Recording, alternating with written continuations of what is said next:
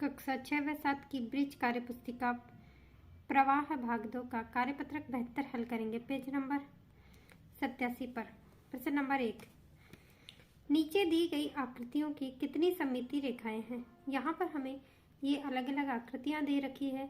इसमें हमें ये बताना है कि इस आकृति में हम कितनी सममिति रेखाएं खींच सकते हैं।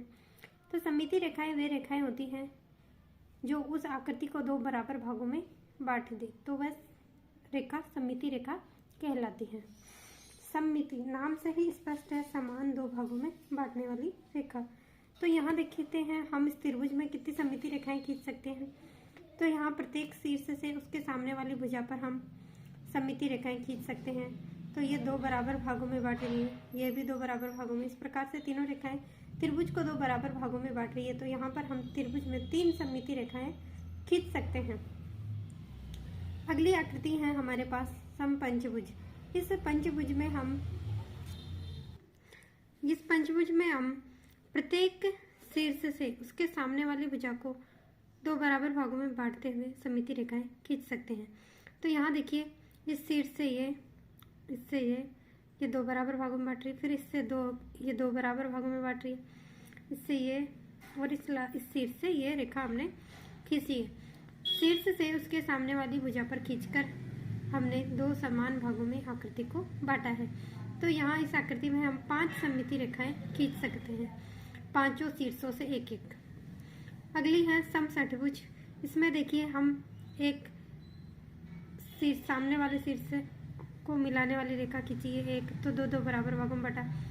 फिर दूसरी रेखा यहाँ से, ये तीसरी रेखा, तो 3 रेखाएं तो हमने शीर्षों से खींची। उसके बाद हम भुजाओं को दो बराबर भागों में बांटते हुए एक रेखा ये खींची, 2 और 3।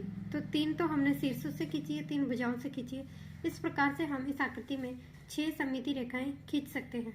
अगला देखिए प्रश्न नंबर, अगला है वर्ग। इसमें हम आमने सामने वाले शीर्षों से 1, 2 तो ये दो भुजाओं से खींचेंगे हम। तो इस प्रकार हम यहाँ 4 सममिति रेखाएं खींच सकते हैं। प्रश्न नंबर 2, नीचे दी गई आकृतियों को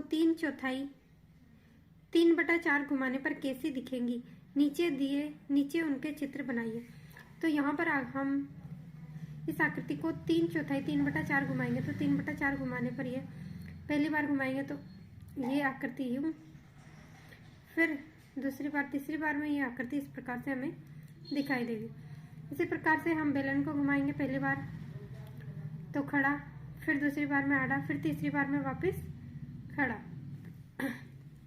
अगला यह है, यहाँ पर हम इस आकृति को घुमाएंगे तो ये भरा हुआ बॉक्स है।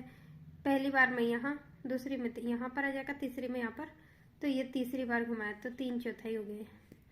इसी प्रकार इस छत्ते को घुमाएं तो पहली बार में ये इधर इस टाइप से, फिर दूसरी बार में नीचे से, फिर तीसरी बार में यहाँ इस प्रकार से, और चौथी बार में ये बिल्कुल ऐसा ही आ जाएगा।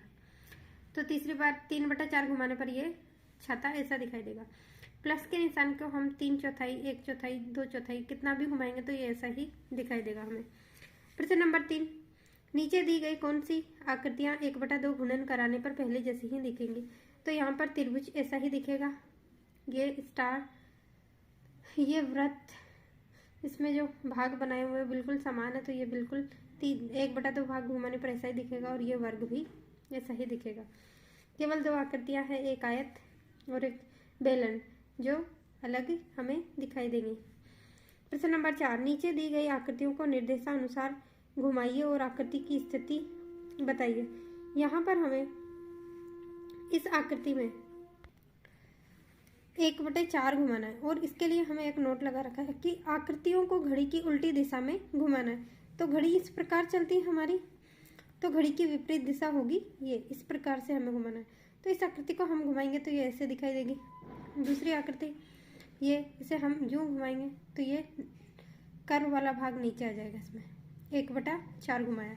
इसी प्रकार से इसे भी 1/4 घुमाना है, तो ये समतल प्लेन वाला भाग है, ये नीचे आ जाएगा और ये ऊपर।